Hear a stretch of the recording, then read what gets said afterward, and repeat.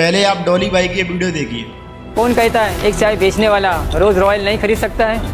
देखो पहले मैं कहा था और अब कहा हूँ, मेरे जैसे कुछ हटके लोगों का सब कुछ हटके ही होता है। डॉली 10th फेल है, लेकिन उसके बाद भी वो रोल्स रॉयस में घूमता है, करोड़ों की गाड़ियों में चलता है। क्यों? क्योंकि वो अपने आप को एक ऐसे ट्रैप से बचाने में सक्सेसफुल रहा है जिस ट्रैप में हर कोई फंसता जा रहा है। आज इंडिया में 3 में से 2 लोग बेरोजगार हैं और जिनके पास नौकरी है वो उनके मनपसंद की नहीं है। बेरोजगार लोग ट्रेन में धक्के खा रहे हैं। चलिए भैया, चलिए चलिए चलिए चलिए, दिव्यांग वाह भैया वाह, देख रहे हैं और फिर यही सोच रहे हैं कि कहीं से कोई एक जॉब मिल जाए। आगे आने वाले 20 सालों में ये बेरोजगारी कम नहीं होगी, बल्कि ये बेरोजगारी और बढ़ेगी, क्योंकि देश की पॉपुलेशन दिन प्रतिदिन बढ़ती जा रही है। इसलिए आगे आने वाले समय में युवा और बेरोजगार होंगे और उसकी सीधी की सीधी वजह एजुकेशन होगी। आप कितने साल के थे? सर उस समय हम 18 साल के थे और अभी अभी हम 30 साल के हो गए। 30 साल। पिछले 12 सालों में आपने अपनी ज़िंदगी में क्या किया? जिंदगी में सर पढ़ते गया, डिग्री लेते गया। मैंने 3 सब्जेक्ट में पोस्ट ग्रेजुएट किया, बीएड किया, सीटेट क्वालिफाइड है, नेट क्वालिफाइड। परिवार रिश्तेदार वाले उतना बात नहीं करते सर, और मैं 2 साल से गाँव में भी नहीं गया अभी तक। दुख है सर, क्या बोलूँ, मैं अपने दुख और पीड़ा को किसी का सामना नहीं कर सकता हूँ सर। बहुत संघर्ष से पढ़ा हूँ, ट्यूशन पढ़ा के मैं 2012 से ट्यूशन पढ़ा के अभी तक मैं पढ़ाई किया हूँ। चलिए इसको हम बाद में जानते हैं। पहले आप ये देखिए कि ये है अंजलि अरोड़ा। इन्होंने अभी 4 करोड़ का घर लिया है। 4 करोड़ का आप घर खरीद के लगाते हैं? 4 करोड़ शायद उससे ज्यादा का है। और ये करती क्या है ये देखिए।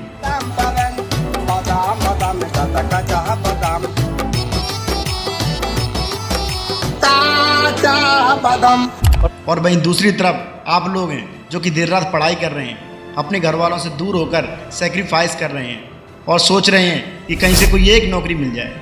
तो आप ये सोचिए कि आप नौकरी की सैलरी से 4 करोड़ का घर कब तक लेंगे।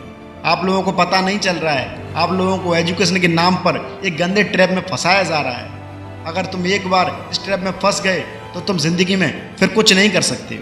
ये हैं दिल्ली की बड़ा पाव गर्ल। इन्होंने अभी 1 करोड़ की गाड़ी ली है। अब आप ये सोच रहे होंगे कि ये हो क्या रहा है। जो 10th फेल है, 12th फेल है, वो इतना ज़्यादा पैसा कमा रहे हैं, लेकिन जो दिन रात पढ़ाई कर रहे हैं वो कुछ भी नहीं कमा पा रहे हैं। दोस्त ऐसा ही है, क्योंकि हमारे एजुकेशन सिस्टम में दम ही नहीं है कि कोई बंदा एजुकेशन सिस्टम में पढ़ के अमीर हो सके। क्योंकि एजुकेशन सिस्टम को इस प्रकार डिज़ाइन किया गया है कि कोई भी इससे मालिक ना बन सके, बल्कि सब लोग गुलामी में जिए। आज जिन अरबपतियों के पास अंधा पैसा है, आप उनकी कुंडली उठा के देख लीजिए, वो सब के सब कॉलेज ड्रॉप आउट है। हमारे इंडियन एजुकेशन सिस्टम में सिर्फ एक ही कमी है कि वहाँ पर लोगों को मार्क्स के हिसाब से जज किया जाता है।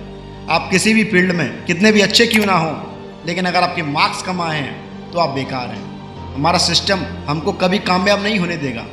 आपको पता तो होगा ही कि अमीर और ज़्यादा अमीर होते जा रहे हैं और गरीब और भी ज़्यादा गरीब होते जा रहे हैं। तो इस पूरी पसाड़ की जड़ सिर्फ एक ही है और वो है एजुकेशन सिस्टम। तो चलिए जानते हैं कि इंडियन एजुकेशन सिस्टम की शुरुआत कब और कैसे हुई।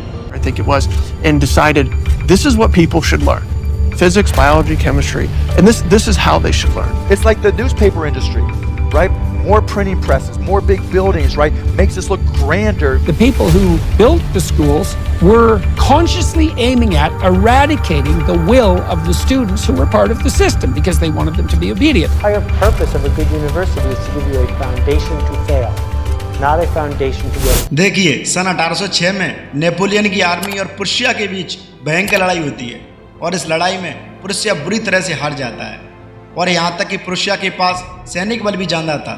तो फिर सवाल यही आता है कि प्रुशिया हारी तो हारी क्यों। सभी लीडर्स से सोचने लगे कि हमारी आर्मी हारी क्यों।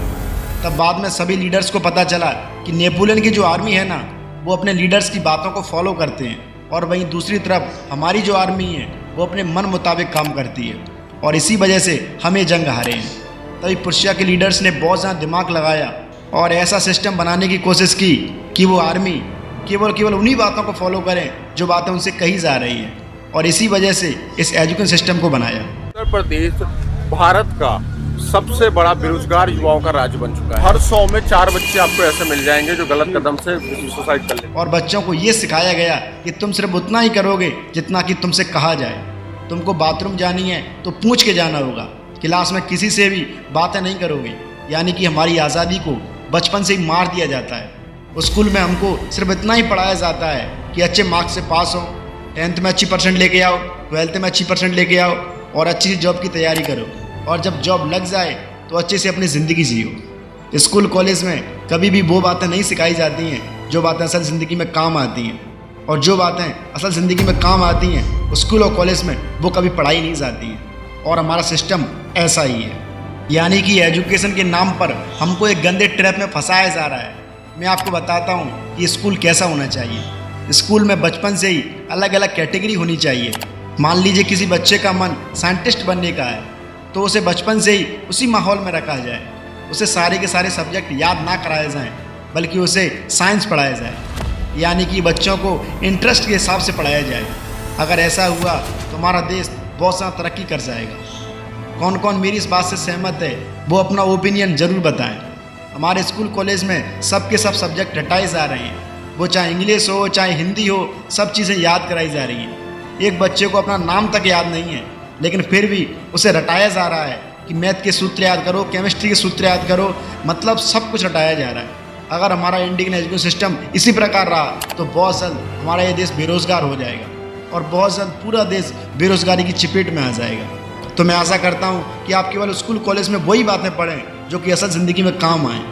फालतू पढ़ने से कुछ नहीं होता है। जो बातें ज़िंदगी में कभी काम ही नहीं आती हैं उन बातों को पढ़ने से फ़ायदा क्या है। A+B का होल स्क्वायर हमने आया था ज़िंदगी में कितनी बार पढ़ा है, लेकिन वो कभी भी काम नहीं आया है। एक आदमी के काम आता होगा लेकिन वो हर किसी के काम नहीं आता है। इसी प्रकार उन चीज़ों को मत पढ़ो जो चीज़ तुम्हारी ज़िंदगी में कभी काम ना आए। मान लीजिए किसी बच्चे को बिजनेसमैन बनना है तो फिर उसे अल्फ़ा बीटा ना ही पढ़ाया जाए तो अच्छा है, क्योंकि उस अल्फ़ा बीटा के बिना भी वो बिजनेसमैन बन सकता है। बच्चे को बचपन से इंटरेस्ट के हिसाब से पढ़ाया जाए तो बच्चा बहुत ज़्यादा सक्सेसफुल हो जाएगा और देश भी बहुत ज़्यादा तरक्की कर जाएगा। मैं मिलता हूँ आपको नेक्स्ट वीडियो में, तब तक के लिए जय हिंद, जय भारत। और आप बताना आपको वीडियो कैसी लगी।